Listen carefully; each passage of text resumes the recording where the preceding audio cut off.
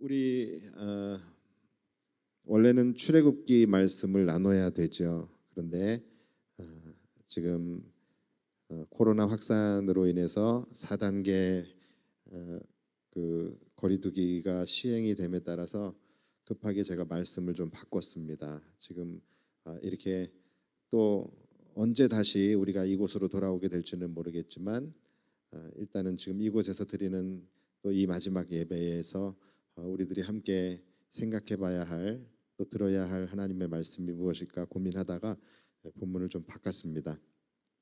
자, 오늘 설교의 제목이 자소서를 잘 써야 합니다예요. 여러분 자소서가 뭔지 아시죠? 예, 자소서가 뭐죠? 예, 자기소개서예요. 자기소개서를 줄여서 자소서라고 합니다. 우리 어르신들이나 우리에게는 사실 해당이 안 되지만 우리 청년들에게는 굉장히 중요한 문제예요. 이 자소서를 취업을 하기 위해서는 자소서를 꼭 써야 하는 거예요. 요즘 거의 모든 이력서에 이 자소서가 함께 들어가게 됩니다. 굉장히 이 자소서가 중요하대요. 그래서 이것이 이 취업에 합격을 당락을 결정지을 만큼 굉장히 중요한 것이라고 합니다. 그래서 이 자소서를 쓰는 것, 자기소개서를 하는 거예요. 나에 대해서 그냥 소개하는 것이 자기소개서인데도 불구하고 청년들이 이 자소서를 쓰는데 굉장히 많은 스트레스를 받아요. 심지어 이 자소서를 코칭해주고 컨설팅해주는 그런 학원까지 있고, 자소서를 쓰기 위해서 학원을 다니고, 또 심지어는 이 자소서를 대필해주는 곳까지 있다고 합니다. 요즘 인터넷을 찾아보니까 자소서 대필이 답이다. 참 이런 사실 자체가 좀 불편하지 않습니까? 자기소개서예요. 그럼 나에 대해서는 내가 제일 잘 알아요. 그냥 내가 나에 대해서 진솔하게 솔직하게, 물론 내 장점을 최대한 부각시키고 포장하는 거. 이것도 사실은 내가 할 일이고 또 내가 가장 잘할 수 있는 것이잖아요. 그게 맞는 것인데 이것을 누군가가 나에 대해서 코칭을 해준다? 이 자체가 아이러니인 거예요. 나에 대해서 누가 대신 써준다? 이건 더 아이러니한 거죠. 근데 지금 현실은 이런 거예요. 그래서 성장 환경은 어떻냐, 또 지원 동기는 무엇이냐, 또 나의 장점과 단점, 또 나의 비전, 나의 성향 이런 것들을 잘 그 자소서 안에 녹여내야 되는 거예요. 그런데 이것도 그냥 막 내가 쓰고 싶다고 쓰는 것이 아니라 각 기업들이 이렇게 본인들이 이렇게 집중해서 보는 것들에 맞춰서 그것을 이렇게 또 써야 된다 그래요. 그래서 이게 다 퍼센테이지로 성장 환경은 몇 프로 이내로 쓰고 이렇게 이것을 다 컨설팅을 또 해줘야 된다고 합니다. 근데 그러다 보니 나에 대해서 나를 소개하는 것이 아니라 남이 원하는 나를 내가 만들어내야 되는 것이죠. 그러니까 어쩔 수 없이 쓰다 보면은 나를 왜곡할 수밖에 없고, 또 이것을 옆에서 도와주다 보면은 나에 대해서 모르는 사람이 나를 도와주니 이거는 이렇게 해서 쓰십시오라고 코칭을 해주다 보면은 막상 써놓고 보면은 나에 대한 자기소개서인데 내가 아닌 내가 이 자소서 안에 표현이 되어져 있는, 이렇게 왜곡된 나를 쓰게 되는 자소서를 보게 됩니다. 참 불편한 현실이에요. 나에 대한 자기소개서를 남이 써줘야 하고, 또 온전한 나를 나로 표현하는 것이 아니라 왜곡된 나를 표현해야 된다라는 것. 이게 굉장히 씁쓸한 현실이고, 또 이렇게 해야만 하는 우리 청년들이 굉장히 안쓰럽고 가엾고 그렇습니다. 홍길동이 서자라는 이유로 아버지를 아버지라 부르지 못했던 것, 그 서름, 이게 지금 우리 청년들은 더 나아가서 나라고 표현하지 못하는 그런, 어떻게 보면은 나를 남이 원하는 나로 만들어서 표현해야 하는 이 서자보다도 못한 처지가 된 것이 아닌가 하는 그런 안쓰러움이 우리 모두의 마음을 불편하게 합니다. 자, 여러분, 이처럼 아버지를 아버지라 부르지 못하고 나를 나라고 말하지 못한다라는 것은 굉장히 서글프고 비참한 것이죠. 물론 이유가 있겠죠. 홍길동은 본인이 서자이기 때문에 그럴 수밖에 없었던 것이고, 또 이 시대의 청년들은 먹고 살아야 하기 때문에, 취업을 해야 하기 때문에, 취업의 경쟁에서 이겨야 하기 때문에, 이런 안타깝지만 피치 못할 그런 이유들이 있겠지만, 이 이유와 관계없이 그 자체가 굉장히 서글프고 비참한 것입니다. 자, 저는 지금 이러한 부분을 우리에게 좀 적용을 해보고 싶습니다. 지금 아시다시피 이 코로나라는 것이 또다시 확산세로 접어들면서 사회적 거리두기 4단계가 발령이 되었습니다. 또 이것이 언제까지 지속될지는 모르겠어요. 근데 너무나 마음이 안 좋습니다. 그런데 저는 사실은 이 코로나의 확산, 이것보다도 더 두려운 것이 있어요. 더 걱정되는 것이 있어요. 그것이 뭐냐면, 이 땅의 그리스도인들이 이번에는 자신의 믿음을 잘 지킬 수 있을 것인가? 또다시 성도들이 하나님 아버지를 아버지라고 당당히 부르지 못하고, 나는 분명 하나님의 백성임에도 불구하고 나를 나라고 당당히 말하지 못하는 그런 상황이 또다시 오게 되는 것은 아닌지, 이것이 사실은 더 두렵고 걱정이 됩니다. 말씀드렸듯이 이유야 있겠지요. 이 코로나 확산세라고 하는 너무나도 큰 이유가 있는 것은 맞아요. 그러나 이 이유와 관계없이 그 결과가 우리가 하나님 앞에서 하나님 아버지를 아버지라고 당당히 부르지 못하게 되고, 세상 앞에서 나를 하나님의 백성이라고 당당히 나를 나로 말하지 못하게 된다면 우리는 가엾고 비참한 처지가 되어버리는 것입니다. 우리 교회는 나름대로 이런 상황이 또다시 올 것을 대비해서 나름대로 여러분들 각자 어떤 상황에서든지 믿음을 지킬 수 있도록 그런 어떤 신앙의 담력, 신앙의 맷집, 이 믿음의 근육, 이러한 것들을 키우는 훈련을 우리가 나름 해왔다고 생각은 하지만, 그래도 제가 믿음이 부족해서인지 모르겠지만 걱정이 되는 건 사실이에요. 혹시 또 우리 교회에도 또다시 영적으로 비참해지는 성도들이 혹시 생기지는 않을까 하는 그런 걱정이 되는 것도 사실입니다. 어렵고 힘든 시기이지만 제가 이 시점에서 여러분들에게 말씀드리고 싶은 것은, 모든 상황도 다 이해가 되고 또 우리가 두려움을 느끼게 되는 것도 다 이해가 됩니다. 그러나 여러분, 이럴 때일수록 강하고 담대하시기 바랍니다. 어떤 상황이 와도 하나님이 우리 아버지가 되신 것에는 변함이 없는 거예요. 어떤 상황이 와도 우리가 하나님의 자녀라는 그 사실은 변함이 없는 것입니다. 상황이 달라졌다고, 내 마음에 두려움이 있다고 해서 나의 나된 것을 내가 왜곡하거나 숨기거나 또는 부인하거나 그렇게 하지 마시기를 다시 한번 간곡히 부탁드립니다. 아무리 취업하기 어려운 현실이라 할지라도 자기 속에서의 나를 내가 아닌 나로 왜곡시키고 나를 내가 아닌 나로 소개한다면 그것은 잘못된 것이죠. 이것처럼 우리는 우리 자신에게도 그리스도인이라고 한다면 그리스도인으로서 먼저 우리 자신에게부터 우리는 떳떳할 수 있어야 하는 것입니다. 여러분, 변한 건 상황이지 내가 아닙니다.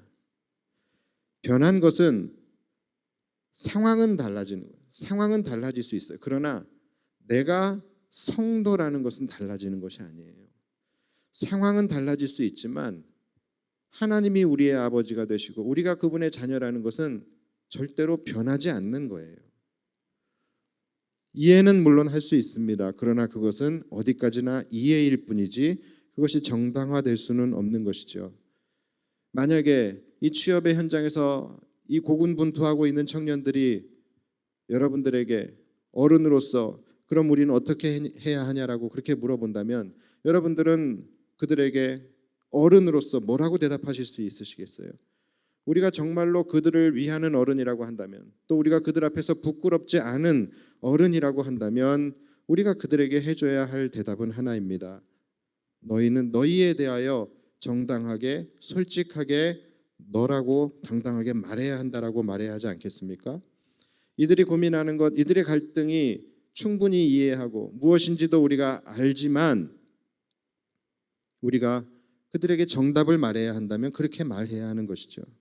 자, 그렇다면 우리가 이것을 누군가에게 이야기할 것만이 아니라 우리에게도, 우리 자신에게도 적용시킬 수 있어야지 우리는 부끄럽지 않은 어른이 될 수 있는 것이죠. 자, 그렇다면 이런 상황 속에 우리 성도들은 어떻게 해야 부끄럽지 않은 그리스도인이 될 것인가? 우리를 바라보고 있는 우리 다음 세대의 청년들과 중고등부 학생들과 우리 사랑하는 자녀들이 그들 앞에서 우리 어른들이 어떤 모습을 보여야지 그들이 우리의 신앙을 계승해서 따라올 것인가?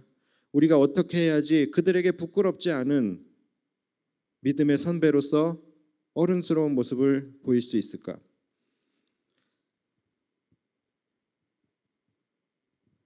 우리는 이미 우리가 써놓은 자소서가 있습니다. 그 자소서대로 살아가시면 되는 거예요. 그 자소서를 왜곡하지 말고 우리가 써놓은 자소서대로 우리는 그렇게 행하며 살아가시면 되는 겁니다. 나는 자소서를 쓴 적이 없는데요. 내가 등록할 때 자기소개서를 써서 내가 교회에 제출한 적이 있나? 없는 것 같은데. 아니요, 여러분 각자 다 자기소개서를 쓰셨습니다. 그것도 한 번 쓴 것이 아니라 매주일마다 여러분들은 자기소개서를 쓰셔서 하나님께 제출하고 계셔요. 그 자소서가 뭡니까? 바로 우리가 조금 전에도 했던 우리가 손을 들고 고백하는 신앙 고백이에요. 내가 어떤 사람인지, 나는 무엇을 믿고 있는지, 이것을 우리가 우리의 입술로 고백을 했어요. 매주 하나님 앞에 올려드렸습니다. 심지어 손을 들고 하나님 앞에서 공증까지 해가며 이 나의 신앙 고백은 허위가 아니며 틀림이 없다라고 공증까지 해가며 우리가 하나님 앞에 고백을 하지 않았습니까? 이것이 우리의 자기소개서예요. 그렇다면 여러분들은 이 세상을 향하여 살아갈 때에 이대로 선포하시고 이대로 살아가시면 되는 겁니다. 그럴 때에 여러분들은 부끄럽지 않은, 내 자신에게도 부끄럽지 않고 하나님 앞에서도 부끄럽지 않고 무엇보다도 우리 다음 세대에게 부끄럽지 않은 성도가 될 수 있는 거예요. 아무리 코로나가 4단계가 되고 5단계가 될지라도 이것은 변하지 않는 거예요. 우리의 정체성은 변하지 않는 거예요. 세상을 향하여 우리는 당당히 나는 전능하사 천지를 지으신 하나님을 믿는 사람입니다. 나는 그 외아들 우리 주 예수 그리스도를 나의 구주로 믿는 사람입니다. 그 이유는 그분이 나를 위하여 본디오 빌라도에게 고난을 받으사 십자가에 못 박혀 죽으셨고 그분이 나를 위하여 3일 만에 부활하셔서 하늘에 오르사 전능하신 하나님 오른편에 앉아 계시다가 곧 이 땅에 다시 오셔서 산자와 죽은 자를 심판하러 오실 것입니다. 나는 성령을 믿사옵고 나는 성령 안에서 거룩한 공교회의 예배와 성도와의 교제를 철저히 지키는 사람이며 그로 인하여 나의 죄가 사하여지고 나는 부활될 것이며 부활의 영광 가운데 영원히 살게 될 것을 믿는 사람입니다. 이것이 우리의 자소서예요. 이것이 우리의 신앙 고백서예요. 그러면 우리는 반드시 이대로 살아가야 하는 거예요. 상황이 어떻든지 이것은 변하지 않는 거예요. 그런데 많은 성도들이 이 코로나로 인하여 세상이 변하고 상황이 변하자 이 신앙 고백을 지키지 못하고 본인이 고백한 자기소개서의 그 자기가 아닌 왜곡된 자기의 모습으로 살아갔어요. 하나님 아버지를 아버지라고 당당히 부르지 못했고 하나님의 자녀인 나를 나라고 당당히 이야기하지 못하는 그런 상황이 되었어요. 이유야 있겠죠. 그러나 이유가 어떻든지 결과는 그랬고 그로 인해서 우리는 한국 교회는 서럽고 비참한 시간들을 보내왔습니다. 근데 여러분 이제는 그래서는 안 되는 것이죠. 적어도 우리가 이렇게 매주 손을 들고 고백하는 매주 우리의 입술로 고백했던 이 신앙 고백에 나오는 항목들에 대하여서는 어떠한 상황이 와도 우리가 이것이 흐려지거나 이것을 숨기거나 우리가 행해야 할 항목들 앞에서 우리가 머뭇머뭇해서는 절대로 안 되는 것입니다. 한참 이 코로나가 시작되었을 때에 많은 신학자들이 이 기독교의 역사를 되짚어 보면서 기독교의 역사 속에서 이러한 상황 때에 어떻게 했었는지를 참고하기 위해서 많이 연구를 했습니다. 예전에는 이런 역병이 돌았을 때 어땠을까? 우리 한국 교회가 아니라 기독교 교회와 성도들은 어떤 스탠스를 취했었을까? 한때 흑사병이 돌 때에 그때의 교회와 성도들은 어떤 스탠스를 취했었는가? 이것에 대해서 상당히 많은 연구가 있었습니다. 그런데 저는 이런 연구 전혀 의미 없다라고 생각해요. 왜요? 상황이 변해도 하나님이 우리의 아버지가 되시고 우리가 그분의 자녀가 되었다라는 것은 변하지 않는 거예요. 상황이 무슨 문제입니까? 변하지 않는 것은 변하지 않는 거예요. 상황은 변해도 성도는 여러분 변해서는 안 되는 것입니다. 우리의 모습은 상황과 관계없이 늘 하나님 앞에서 일관되어야 하는 거예요. 여러분 초대교회 7교회를 한번 보시면은 그들의 상황은 다 달랐어요. 박해 정도, 핍박의 수위 모든 것이 다 달랐습니다. 어떤 교회는 생명을 위협받는 교회 있었고 실제로 어떤 교회에서는 순교가 일어났고 어떤 교회는 이 조합에서 탈퇴가 돼서 매매를 하지 못해서 가난하게 살아갈 수밖에 없고 어떤 교회는 잡아다 가두게 되고 각각 교회마다 그 핍박과 박해의 수준과 수위가 다 달랐다라는 거예요. 그렇다고 해서 이들이 취한 스탠스도 다 달랐을까요? 아니요, 그렇지 않아요. 모든 교회들이 그들의 스탠스는 다 하나였습니다. 뭡니까? 그들의 신앙 고백을 끝까지 지키는 거예요. 그들의 믿음을 끝까지 빼앗기지 않는 거예요. 이거 한 가지입니다. 상황은 변할지라도 그들의 하나님, 그들의 아버지는 하나님이고 그들은 하나님의 백성이며 그분의 자녀임은 변하지 않았기 때문에 그들이 해야 할 수 있는 것은 하나였어요. 코로나가 4단계가 되었다고 5단계가 되었다고 바뀌는 게 있어요?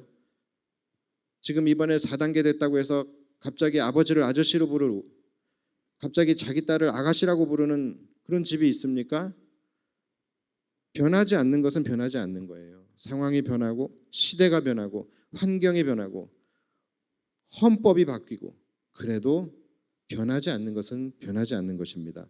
내가 누구인지 나의 정체성 이것은 변하지 않는 거예요. 자, 그렇다면 우리는 왜 변했었을까요? 우리는 왜 상황과 환경에 의해서 변했었던 것일까요? 저는 이 부분에 대해서 이렇게 생각합니다. 기업들이 직원을 채용할 때에 물론 자기소개서를 받습니다. 자기소개서를 받는데 이것을 면접에서 1분 자기소개를 구두로 요청하는 경우도 굉장히 많이 있어요. 말로 하는 거예요. 1분 동안. 이번에 그 국힘당 대변인 선출하는 대변인 배틀도 보니까 8강인가 거기서 이 1분 자기소개를 시키더라고요. 나는 누구인가에 대해서 1분 동안 자기를 어필하는 거예요. 자, 여러분 이 글로는요 얼마든지 숨길 수 있습니다. 글로는요 얼마든지 대필해 줄 수 있어요. 그러나 눈을 보고서 말을 하는 것은 절대로 내 내면에 있는 것을 숨길 수가 없는 거예요. 숨길 수가 없어요. 안에 있는 것은 반드시 밖으로 나올 수밖에 없습니다. 면접관들은 다른 걸 보는 게 아니라 그 안에 있는 걸 보는 거예요. 여러분 1분 동안 어떻게 자기를 다 어필할 수 있겠습니까? 말도 안 돼요. 면접관들도 그거 기대하지 않습니다. 1분 동안 이 사람에 대해서 다 알 것이라고 기대하지 않아요. 그렇다면 면접관들은 다른 걸 본다라는 거예요. 그 말 속에서, 그 1분 동안 그가 하는 말 속에서 그의 눈빛과 그의 어투와 그 속에서 그의 내면을 보겠다라는 거거든요. 그러니까 내면이 준비되어 있지 않으면, 내면에 내 안에 확신이 있지 않으면 말을 할 수가 없는 것입니다. 이런 거예요. 우리가 신앙 고백, 이것은 날마다 잘해왔어요. 매주 예배 때마다 잘해왔지만 삶 속에서는 우리 안에 있는 것을, 우리 본색을 숨길 수가 없었던 거예요. 이 신앙 고백이 그저 입술에만 쓰여져 있던 신앙 고백이었을 뿐이지 우리 내면에, 우리 가슴에 새겨진 신앙 고백이 아니었기 때문이라는 거예요. 그래서 이것이 입술로는 신앙 고백을 하지만 우리의 삶 속에서는 이것을 숨길 수가 없는 것이죠. 그래서 저는 이 자기소개서는 남에게 하기 전에 먼저 자기에게 해야 한다라고 생각을 합니다. 먼저 자기에게 검증을 받는 시간이 있어야 되는 거예요. 자기 내면에 이 신앙 고백을 새기는 것, 이것이 먼저인 거예요. 자기 자신에게도 솔직하지 못하고 자기 자신에게도 확신이 없는데 내가 세상에서 내가 누군가에게 어떻게 내가 누구인지를 어필할 수 있겠습니까? 할 수 없는 거예요. 그래서 이 신앙 고백은 누구에게 하기 이전에 먼저 자기 자신에게 새기고 또 새기고, 그렇게 함으로써 나의 입술의 신앙 고백이 아닌 나의 내면의 신앙 고백으로 이것이 새겨져야 된다는 것이죠. 왜냐하면 밖으로 나올 때는 입술의 것이 나오는 것이 아니라 내 속의 내면의 것이 나오기 때문이에요. 그래서 신앙 고백이 여러분 하나님 앞에서 하는 자기소개서이기도 하지만 신앙 고백은 내 자신에게 하는 그 신앙 고백인 것이죠. 매일같이 이 신앙 고백을 나에게도 할 수 있어야 합니다. 나는 전능하사 천지를 만드신 하나님을 믿는 사람이다. 이것을 절대로 잊지 말자. 나는 그 외아들 예수 그리스도를 구주로 믿는 사람이다. 나는 성령을 믿고 나는 성령 안에서 거룩한 공교회의 예배와 성도 간의 교제를 나는 철저히 지키는 그리스도인이다. 이것을 내 안에 계속 새기셔야 돼요. 나는 그런 사람이다라는 것을. 그래야지 이것이 내 삶에서 밖으로 나올 수 있는 거예요. 여러분, 사실 알고 보면 신앙생활이라는 것은 그렇게 복잡하지 않아요. 굉장히 간단합니다. 근데 신앙생활 하기 어려워요? 쉬워요? 어렵습니까? 쉽습니까? 쉽기도 하고 어렵기도 해요. 그냥 신앙생활 하는 것은 굉장히 쉬워요. 하나도 어렵지 않고 복잡하지도 않아요. 굉장히 단순해요. 그런데 제대로 신앙생활 하려면 굉장히 어려워요. 그렇죠? 그러니까 여러분, 신앙생활 자체는, 하나님이 우리에게 요구하시는 그 신앙 자체는 하나도 어려운 게 아니에요. 하나도 복잡한 게 아니에요. 굉장히 단순한 겁니다. 항상 어려운 것은 뭐예요? 상황이에요. 상황이 어렵기 때문에 신앙생활이 어려워지는 거예요. 그러니까 우리가 신앙생활이 어려운 것은 하나님이 우리에게 뭔가 큰 것을 요구하고 어려운 것을 요구해요. 하나님 때문이 아니라 우리의 상황 때문에 어려운 거예요. 하나님을 믿지 못하게 하는 상황이 생기고 하나님을 믿는 것을 방해하는 사단의 세력이 있기 때문에 신앙생활이 어려운 거예요. 신앙생활 자체만, 믿음 지키는 것 그 자체만 보면은 사실은 어려운 것이 아닙니다. 이 상황이라는 것은 눈에 보이고 우리가 체감이 되잖아요. 그러다 보니까 이 상황이 세면 셀수록 우리는 위축되고 겁을 먹고 어렵다고 생각을 하는 것이지, 신앙생활은 여러분 단순한 거예요. 우리가 결단만 하면 얼마든지 할 수 있는 것이 신앙생활입니다. 하나님이 우리에게 대단한 걸 요구했습니까? 지금 4단계가 되었다고 해서 하나님이 여러분들에게 뭐 또 다른 새로운 것을 요구하셨습니까? 여러분 죽창 들고 나가서 싸우라고 하셨어요? 아니면 방호복 입고 나가서 코로나랑 싸우라고 하셨어요? 하나님 그런 거 요구하시지 않으셨어요. 하나님이 요구하시는 거는 간단해요. 하나예요. 끝까지 하나님을 온 마음과 정성을 다하여 사랑하고 그분과의 관계를 부인하거나 깨뜨리지 말라는 거예요. 하나님이 우리에게 요구하시는 거는 그거 하나입니다. 바로 예배예요. 하나님이 우리에게 요구하시는 것, 금요일에 말씀드렸듯이 예배하면 역사하시겠다라는 거예요. 예배하면 역사하시겠다. 상황과 관계없이 너희가 어떤 상황에서든지 예배로 시작하고 예배로 끝나면 그 중심에서 하나님께서 놀라운 역사를 나타내시겠다라는 것. 이것이 다예요. 오늘 본문도 한번 보세요. 11절 말씀 보시면 내가 오늘 내게 명령한 이 명령은 내게 어려운 것도 아니요 먼 것도 아니라. 오죽하면 여러분 하나님이 이렇게 말씀하시겠어요. 내가 너희에게 명령하는 것은 어려운 것을 요구하는 것이 아니라 내가 너희에게 뜬구름 잡는 저 멀리 있는 뜬구름 잡는 허황된 것을 내가 너한테 요구하든 내가 너희에게 요구하는 것 어려운 것이 아니잖아. 그 말씀을 하시는 거예요. 12절 하늘에 있는 것이 아니니 내가 이르기를 누가 우리를 위하여 하늘에 올라가 그의 명령을 우리에게로 가지고 와서 우리에게 들려 행하게 하려 할 것이 아니요. 자, 이거 제가 여러분들이 알기 쉽게 한마디로 의역을 하면은 이거예요. 야, 내가 너희에게 하늘의 별을 따오라 그랬냐? 아니면 하늘의 달을 따오라 그랬냐? 그 말씀을 하시는 거예요. 하늘에 있는 것이 아니라는 거예요. 13절 이것이 바다 밖에 있는 것이 아니니 내가 이르기를 누가 우리를 위하여 바다를 건너가서 그의 명령을 우리에게로 가지고 와서 우리에게 들려 행하게 하려 할 것도 아니니라. 똑같아요.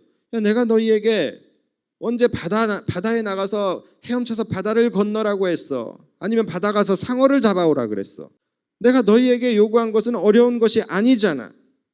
14절 오직 그 말씀이 내게 매우 가까워서 내 입에 있으며 내 마음에 있은즉 내가 이를 행할 수 있느니라.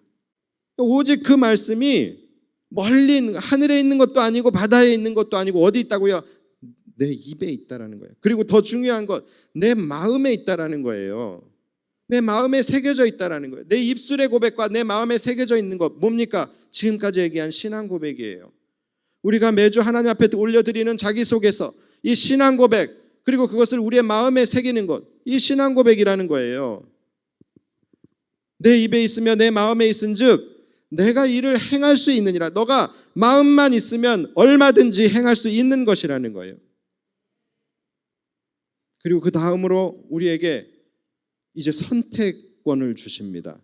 굉장히 무서운 선택권을 주셔요. 15절을 보십시오. 보라, 내가 오늘 생명과 복과 사망과 화를 내 앞에 두었나니. 하나님께서 지금 여러분들 앞에 생명과 복 그리고 사망과 화를 이제 여러분 앞에 놓으셨다라는 거예요. 이제 여러분들이 선택을 하셔야 되는 거예요. 여러분들이 무엇을 선택을 하느냐에 따라서 하나님은 여러분들에게 생명과 복을 주시고 사망과 화를 주시게 될 거예요. 16절을 보십시오. 곧 내가 오늘 내게 명령하여 내 하나님 여호와를 사랑하고 그 모든 길로 행하며 그의 명령과 규례와 법도를 지키라 하는 것이라. 그리하면 내가 생존하며 번성할 것이요 또 내 하나님 여호와께서 내가 가서 차지할 땅에서 내게 복을 주실 것임이니라. 자, 하나님이 답까지 가르쳐 주셨어요. 그렇죠? 네가 내 하나님 여호와를 사랑하고 그 모든 길로 행하며 그의 명령과 규례와 법도를 지키라. 여러분 이게 뭡니까? 한마디로 바로 예배예요. 하나님을 전심을 다하여 사랑하고 그분께서 우리에게 요구하신 그 명령과 법도를 지키는 것, 이것이 우리가 하나님을 예배하는 것 아닙니까? 바로 너의 신앙 고백, 그것을 따라서 하나님을 예배하는 삶을 살라는 거예요. 이럴 때 어떻게 하신다고요? 그리하면 내가 생존하며 번성할 것이요 또 내 하나님 여호와께서 내가 가서 차지할 땅에서 내게 복을 주실 것임이니라. 그러니까 너희가 끝까지 하나님 아버지를 상황과 관계없이 온 마음 다해 사랑하며 그분을 예배하는 삶을 살면 아무리 상황이 바뀌고 아무리 코로나가 너희들을 무섭게 위협한다 할지라도 내가 생존하며 번성할 것이요. 여러분 이게 우리가 원하는 거 아니에요? 이 코로나의 위협 가운데 우리의 생명이 보존되는 거, 이게 우리 원하는 거 아니에요?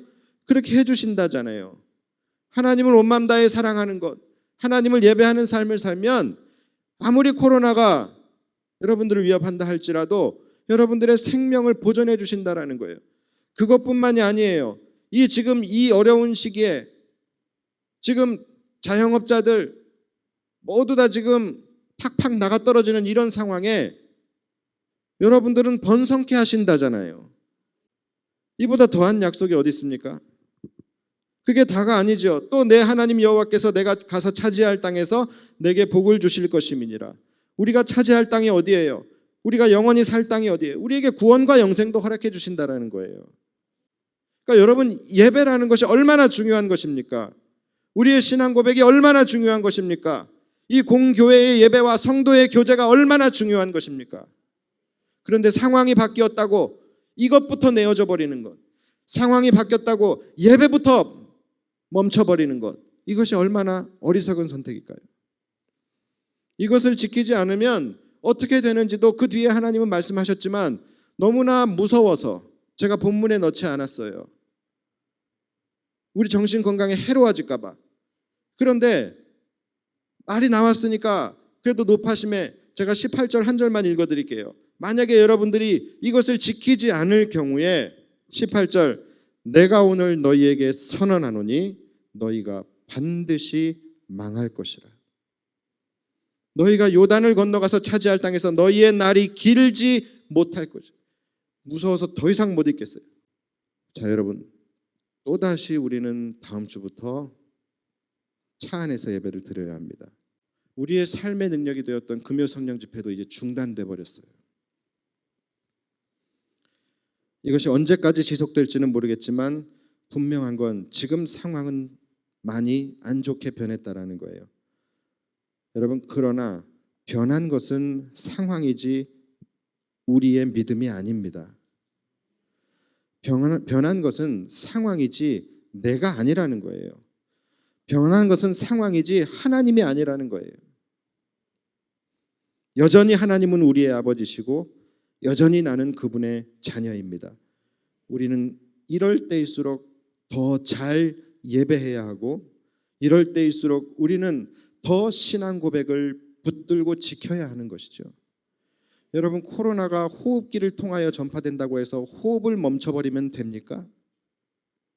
안 되잖아요. 오히려 호흡을 더 잘해야 되잖아요.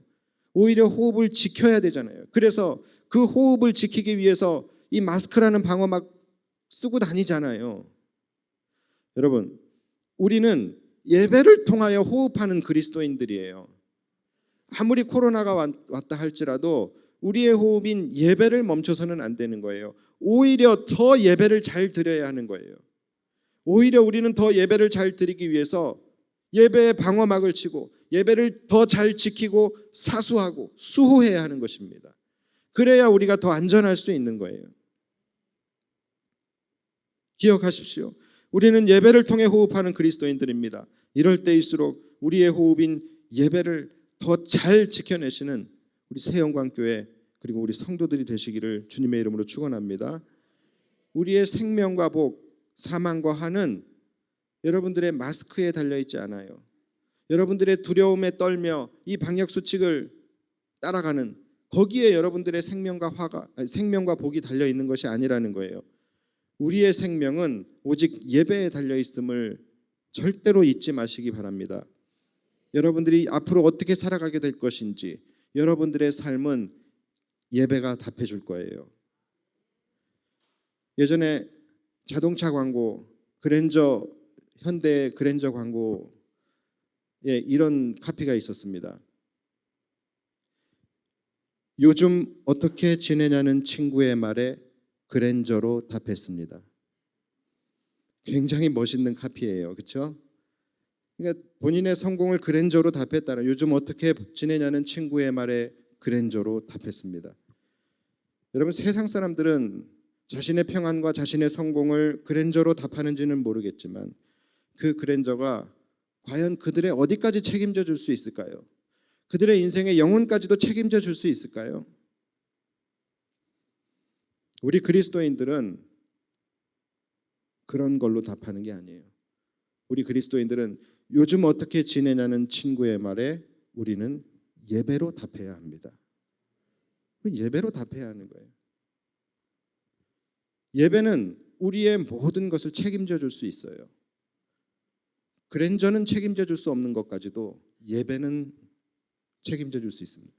예배는 우리 인생의 모든 것에 답을 줄 수 있는 거예요.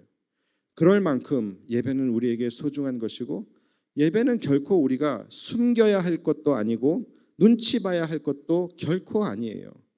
예배는 오히려 우리가 자랑해야 할 것이고 당당하게 나타내야 할 것이며, 구원받은 자들의 표식이 바로 예배인 거예요. 예배는 우리를 자유케 하고, 예배가 우리를 코로나로부터 해방시켜 줄 것이며, 예배가 우리의 생존과 번영을 가져다 주는 유일한 통로가 되는 것입니다. 절대로 여러분 잊지 마십시오. 그리고 주변 소리에 휘둘리지 마세요. 주변 소리 휘둘리지 마십시오.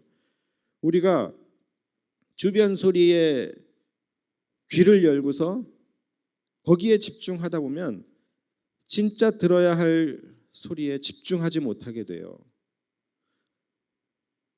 우리가 힘들고 어려울 때일수록 우리는 모든 감각을 닫아야 합니다. 여러분, 세상과는 반대예요. 세상에는 어려운 일이 생기고 힘든 일이 생길 때는 모든 채널을 열어놔야 돼요. 모든 가능성을 열어놓고서 일을 해야 합니다. 그러나 우리 그리스도인들은 반대예요. 어렵고 힘들 때마다 우리의 모든 감각기관을 닫으셔야 돼요. 그것을 닫고 오직 하나만 열어놓으셔야 됩니다. 어디를 향하여? 하늘을 향하여.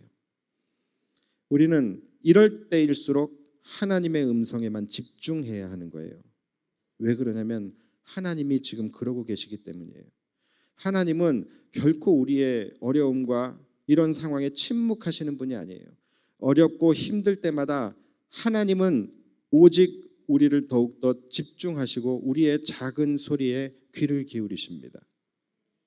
그것을 아셔야 돼요. 어두움에 밝은 빛을 비춰주시고 나의 작은 신음에도 응답하시는 그 찬양을 저는 부를 때마다 너무너무 감격스럽고 감사해요. 왜 그럽니까?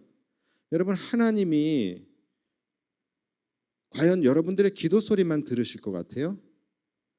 과연 여러분들의 기도 소리만 들리실 것 같아요? 그렇지 않아요. 여러분의 추악함을 고발하는 사단의 소리가 더 큽니다. 여러분들이 이 세상을 살아가면서 죄악의 밭에서 뒹구는 그 소리가 더 커요. 여러분들의 그 추악한 마음과 정욕과 이런 욕심의 외침, 이 소리가 훨씬 더 크다라는 거예요. 그런데 하나님은 다 닫으셨다라는 거예요. 그 소리들을 다 닫으시고 어려움 가운데 하나님만을 바라보며 작은 소리로 신음하고 있는 그 소리를 듣고 응답하신다라는 거예요. 얼마나 감격스럽습니까? 모든 소리를 들리지만 하나님이 다 닫으시고 우리의 작은 신음소리 하나에만 집중하고 계신다는 것. 똑같아요. 우리도 마찬가지예요. 어려움은 어려울 때일수록 주변 소리에 귀 기울이지 마시고 주변에 손 벌리지 마시고 모든 기관을 닫으시고 하나님께만 열어놓으십시오. 그리고 하나님의 음성 듣고 하나님이 무엇을 원하시는지, 나를 어떻게 이끌어 가시는지 거기에만 집중하셔야 돼요. 지금 여러 가지 상황의 소리가 우리를 불안하게 해요. 그런데요, 여러분 너무 그렇게 민감하게 불안해하실 필요 없습니다. 이 코로나라는 것, 이거 나중에 우리가 여러분들이 아시게 되겠지만 우리가 그렇게 불안할 필요가 없었는데 라는 그런 생각이 드실 수도 있어요. 이 코로나 이 확진자 수 같은 경우에도 여러분 너무 민감해하실 필요가 없는 것이, 검사를 많이 하면 확진자 많이 나오고 검사를 적게 하면 확진자 적게 나오는 거예요. 그렇다고 코로나를 우습게 보고 대비하지 말고 편안하게 살라는 것이 아니라 조심하셔야죠. 나라에서 정해주는 법, 지침 다 따르셔야죠. 그러나 너무 우리가 여기에 마음이 요동해서 민감해하실 필요는 없다라는 거예요.